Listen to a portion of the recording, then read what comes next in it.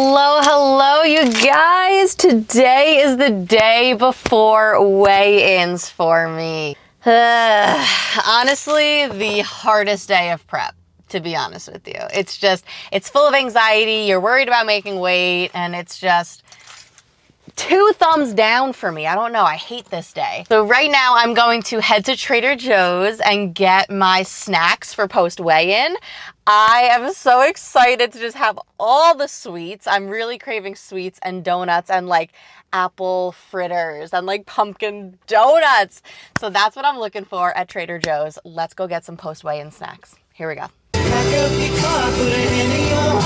Okay, so my normal like go-to meat day meal, I guess, is just a bunch of PB&Js. It's something that I know doesn't bother my stomach. It's something that I know isn't going to give me the shits. It's something that keeps me full for a really long time.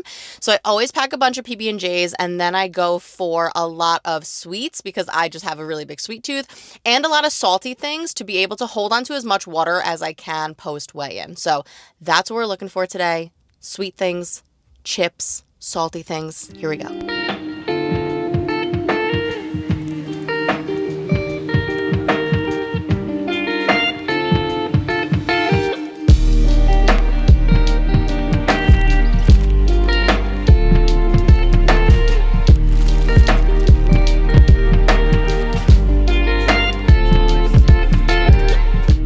Okay, it's time to pack my bag for meet day. I have everything that I have to pack over here. I gotta get it all in here. When I pack my meet day bag, I like to start from the ground up just to like keep myself on a checklist and make sure I'm not missing anything. So I'm gonna start with shoes. I have both of my squat shoes here. My squat shoes are Nike Ramaleos.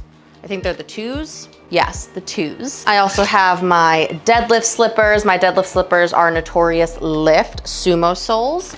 I don't know which generation.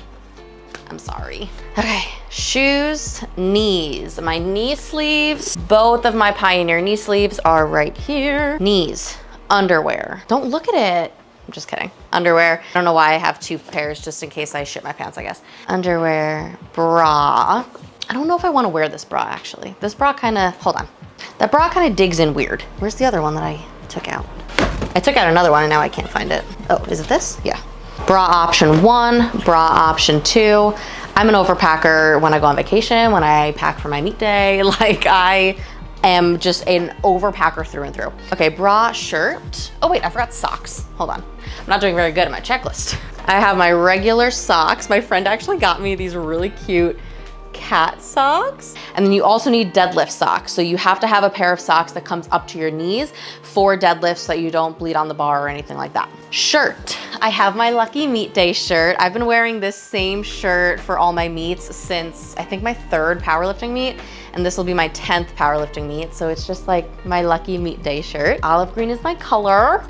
Okay, singlet. Y'all, singlets give people so much anxiety. They don't have to. Listen, they gave me so much anxiety when I first started competing too. Once you are there among everybody else wearing this dumb sausage suit, you don't feel as weird. I promise you, none of us feel comfortable in this. None of us feel cute in this. No one's gonna be like, oh my God, look at your singlet. No, we all feel like idiots, okay? So it can definitely be nerve-wracking leading up to your first meet, but once you do it once, I promise you, it is like nothing, honestly. Because once you're surrounded by everybody else looking like an idiot, you don't feel like an idiot. Anyway, I have both my elbow sleeves, they're SBDs. I've been kind of wearing them hit or miss for squats. I'm not sure if I'm gonna use them, but obviously I want them just in case. Okay. And then last but not least for this bag, I just have some bands. These are for like my warm up, and this is in case I wanna do some glute activation stuff. I never really do, but bring it just in case. I have a Serious Steel Fitness bag. And I love it because it has so many hidden pockets and it's so easy to pack so much into one backpack. I love it. And then, okay, truly last but not least, you definitely want some comfy clothes for while you're sitting around because you don't wanna like have to be stuck in your singlet all day. Most of us, what we do is like between flights, we'll at least take the straps down and just wear it like shorts. But like once I'm finally done and for awards and everything like that, I do like to have a pair of sweatpants to at least drive home in something a little comfier. Okay, and then, okay, actual last thing this time, my belt. I just strapped this to the outside of my bag. I have a Pioneer Fitness belt, same brand as my knee sleeves, and I love it. I got mine custom made. You can custom make these down to like what you want the inside stitching to be. I asked for it as a Christmas present years and years and years ago. I've probably had this belt for probably like 6 years at this point, and there's not even a stitch out of place. It is perfect. Phew. Okay, that's that for that bag. I have 2 more things to go through though. We do like to bring our massage gun. Full transparency, this was gifted to me from Exo Gun, the company. I do love it though. We use it actually a lot, both Joe and I. And then last but not least, my Serious Steel fitness bag actually came with this little separate bag, which I like to use for all of the like smelly stuff. So I will put a little thing of Tiger Balm in there. I'll put our ammonia in there. I'll show you the brands of both of these, Tiger Balm. And then this is our ammonia. I actually really like this one. I don't know what the brand is. What does that say? Nitra? Obsidian ammonia? I don't know. Joe bought it, to be honest with you. And then I'll also put our baby powder. You want to use this on your legs for deadlifts so that the bar can slide up easily, but you do not want to touch it with your hands. You do not baby powder yourself. Somebody else baby powders you, because if you get this shit on your hands, you're not hanging onto that bar for dear life. So I like to put our baby powder in here as well as our chalk so that it doesn't spill all over my bag. Powerlifting meets before COVID all had communal chalk bowls, but since COVID, our meet director has done away with them. I don't know if there's going to be one at this meet, so we're gonna bring our chalk just in case. And I think that's it. Oh, I also packed extra hair ties and obviously pack my camera, my tripod. I think that's about it, y'all. Bag is packed. Ah! Oh my God, I can't believe I leave tomorrow. I have to pack my actual like suitcase, but holy shit. It's here. The moment we've been waiting for. That's crazy. Y'all, oh my goodness. I can't believe meet prep is done. Done. I took my last opener, my deadlift opener, 6 days out. The next 6 days are just all about rest, hydrating, recovering, eating well, making sure I make weight, things like that. I feel like I just started this vlog yesterday. Like this series yesterday. I am so thankful for all of you that have hung out the entire time. I am just a person that likes posting my lifts on the internet, and y'all stick with me, and I'm speechless. I can never shut up, and I'm speechless. So thank you for hanging around with me. I will see you on meet day. I'll see you on the platform. Bye. Good morning. It's weigh-in day. It is about 7:15 right now. We have about an hour and a half drive to get to weigh-ins, and I can weigh in between 9 and 11 a.m. and I'm hoping to make that first weigh-in so that we can then immediately get me food. I'm gonna get ready and then we'll head out. Let's do it.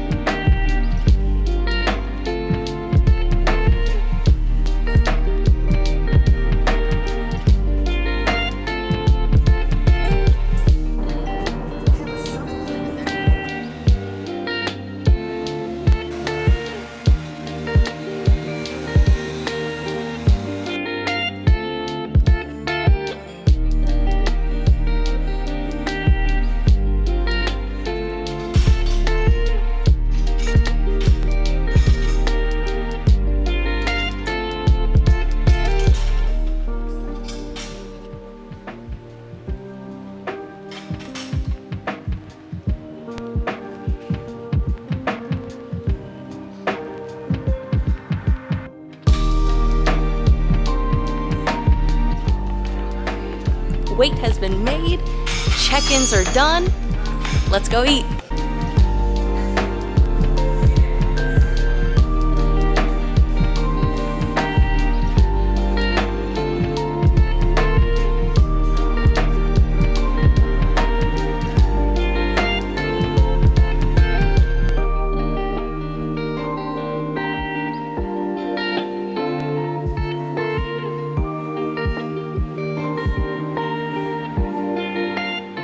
Okay, so we upgraded our room for $150 and we upgraded to a suite. Look at this. There's a little couch over here. There's a bath, a jacuzzi bath, and I can watch TV while I take a bath. Amazing. Big dresser over there, and then a really big bathroom. I'm obsessed. This was the best upgrade literally ever. It's time to relax and probably watch a lot of Grays, probably take a bath and get to bed early. I'll see you tomorrow.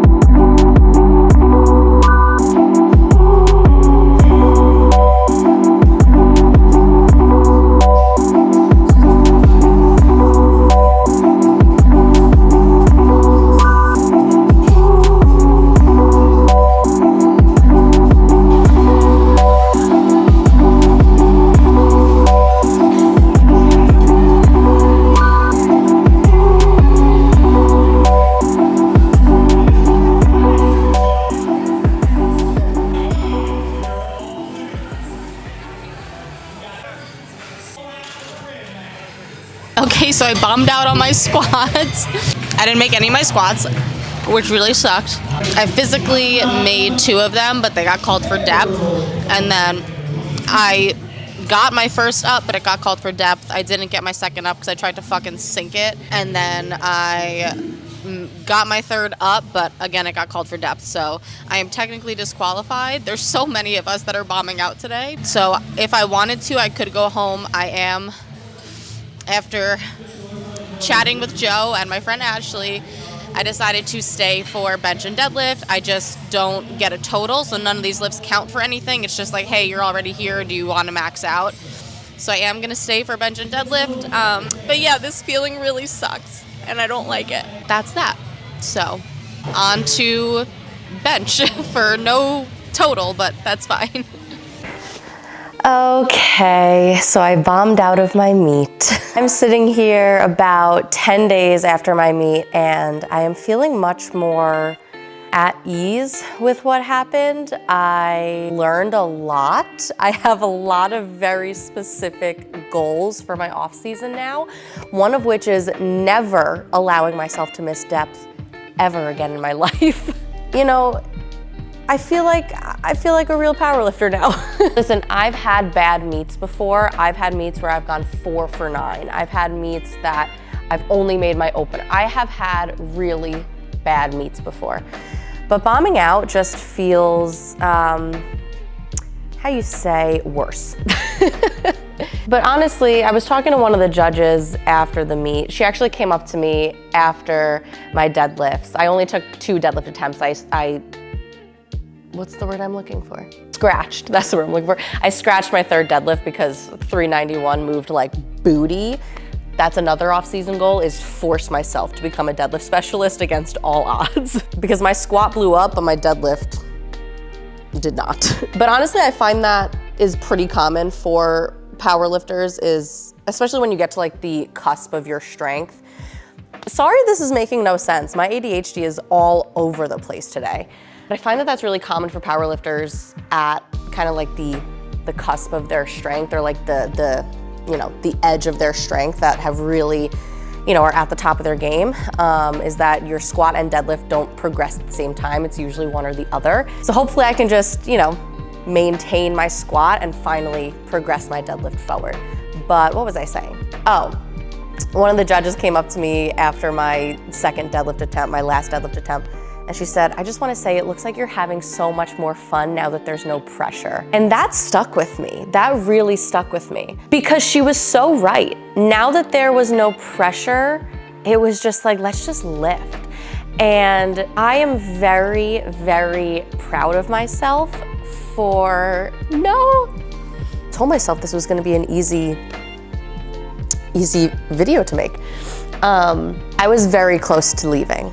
I was very close to packing up and going home. So in powerlifting, if you what's called bomb out, aka you don't make any of one lift. You don't make any of your squats, you don't make any of your benches, or you don't make any of your deadlifts, because you need one good lift from each of those in order to form a total, right? So if you bomb out, you're allowed to pack up and go home because you're disqualified. You, like literally on my open powerlifting, it'll say DQ next to my results for this meet. So you're allowed to pack up and go home, or some federations, most federations, will allow you to keep lifting just as what's called a guest lifter. It's like, hey, you're already here, you already trained for this. None of your lifts will count towards anything. You can't form a total, you can't break records, you can't place, but you're already here. You might as well lift, kind of thing, right? So you're allowed to do that. And as I was sitting on the floor, bawling my eyes out, struggling to breathe, I forced myself into a panic attack. It was not fun. I said to Joe, can you get my bag? I just want to go home. And he said, of course I'll get your bag. Let's just sit here a couple more minutes. Fuck. And then I went to talk to my friend Ashley, who drove 2 hours just to watch me bomb out of my meet. She literally drove in from Canada just to watch me shit the bed. But I talked to her and I talked to Joe, and they were like, just bench and deadlift. Why not? You've put the work in. Why not, right? So I'm very proud of myself for picking myself up out of the depths of despair that I was in, to still show up for myself, even when it counted for nothing, even when there was going to be no recognition for it. I still showed up for me.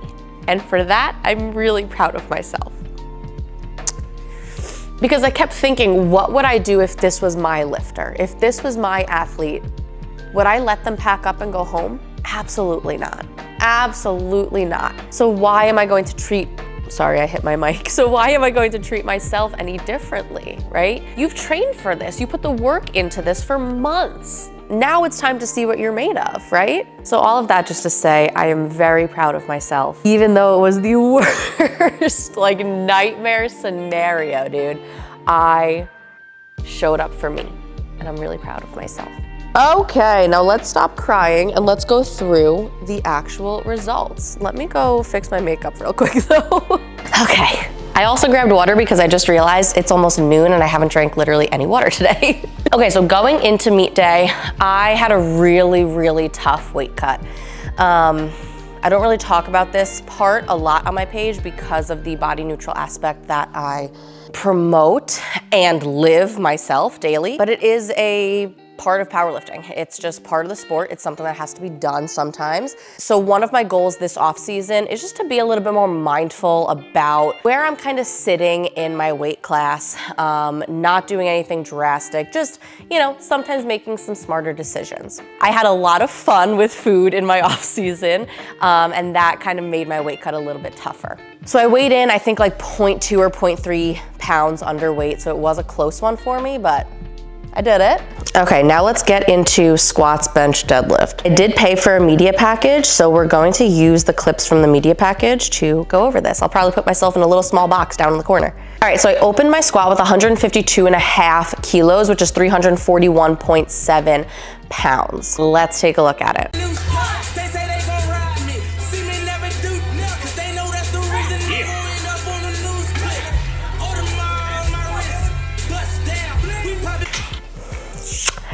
So I failed my opener due to depth. Both my side judges called me on depth. And honestly, this one I will hold a grudge about for the rest of my life. I am not saying I disagree with the judges, but come on. Honestly though, obviously in the moment I was super, super upset. And for a couple of days after, to be honest with you, but now looking back at it, I am so glad that the judging was as strict as it was. With a meet of this caliber, it has to be. This is not just a local meet. This is not just any sanctioned meet. This is a meet that you have to qualify for. This is a meet that you can set world records at. So I'm happy that the judging was as strict as it was. And now I'm never going to miss depth again in my life because that feels like shit. So then I made the fatal error that I always tell my lifters not to do. I jumped up for my second after missing my opener. Let's take a look. Get there, get there, get there. Push it out, push it out, push it out. I literally always tell all of y'all and all of my lifters, if you miss your opener, stay. Do not make the jump. But Joe and I both watched it back and we were like, that flew, you have no problem with your second. You've hit it multiple times, right? No, wrong. I don't know what happened. I think I was so focused on sinking it that I lost a little bit of tension in the hole and I shifted a little bit and it was just game over from there. So now I'm in my head. Now I'm like, oh my God, I'm about to bomb out. I'm about to bomb out of this meet that I've prepared for months. I was definitely in my head. I was an anxious mess. I went off into the corner, blasted some music, got hype as frig, and I bombed out. Let's take a look at my third.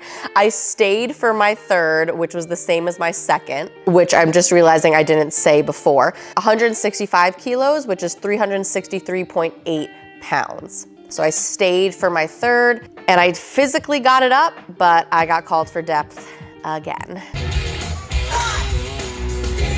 All day, all day. Push that out right there. Nice work. Valerie. Oh, that felt like shit. Yeah, that was not fun. So a rule that I have for myself when things don't go according to plan, honestly just in my life, but especially with lifting and especially at meets, is I set myself a timer. I set myself a 5, a 10-minute timer, and I physically set it on my phone because if I just tell myself, okay, I'm gonna feel like shit for 5 minutes, and I don't hear that timer go off physically, I'm gonna feel like shit for the rest of the day, right? So I need to physically hear that timer go off and then it's time to pull up your big girl pants and get on with it. Yeah, I didn't follow that. I didn't follow that this day. I had a full-blown panic attack. I couldn't breathe. I was literally grasping at my throat. If anybody has a panic attack, you know that feeling of just, you can't breathe and your chest feels tight. But I don't like to have other people see me like that. I don't know why. It's nothing to be embarrassed about. I hold myself to a high standard at meets and I don't want people to think of me as a sore loser or anything like that, even though honestly I am. I don't like losing. So I boxed myself away in a little corner of the lobby and just bawled for probably 35 minutes, honestly. Joe brought me my inhaler, Joe brought me my snacks, and he just sat with me and I started to breathe a little bit easier. And then, like I said before, I talked to Joe, I talked to my friend Ashley, and I decided to stay for bench and deadlift, which was such a hard decision to pull myself out from that and then still go out there and put on a brave face and move weight around. That took a lot out of me. Whew. That took a lot, but I did it. So let's take a look at my bench. I opened my bench with a meet PR. Obviously I'm not calling it a meet PR because it didn't count for anything, but I opened my bench at 80 kilos, which is 176.4 pounds, which is what I failed for my third attempt at my last meet. So honestly, to open with this was actually the highlight of my day. I'm not happy with how really anything else went, but I'm very happy with how bench went. I am really proud of myself. Let's take a look.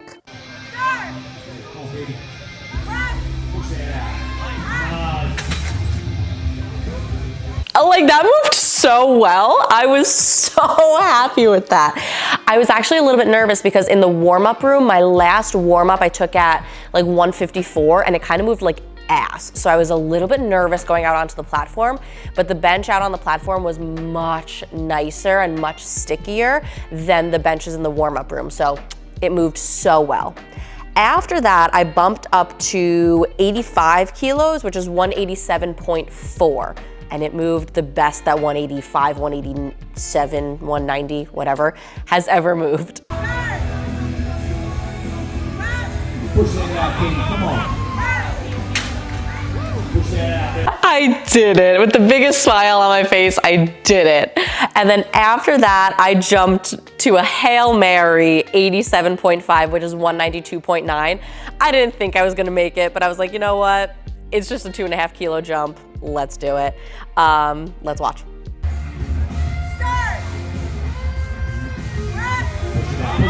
it out. Come on, Katie. Come on,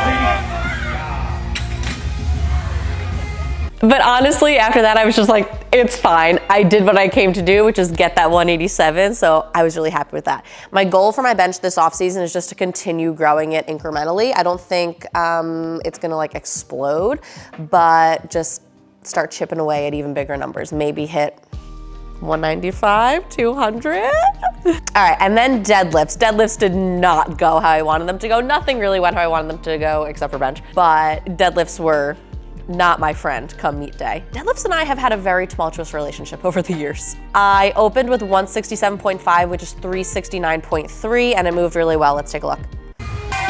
Debbie is putting in the work, and she gets that one. And Katie just knocks that one out like it ain't even got weight on the bar. So I was really happy with that. Nothing too crazy, honestly, nothing to say there. And then I made the jump to 177.5? Yes. 177.5, which is 391.3.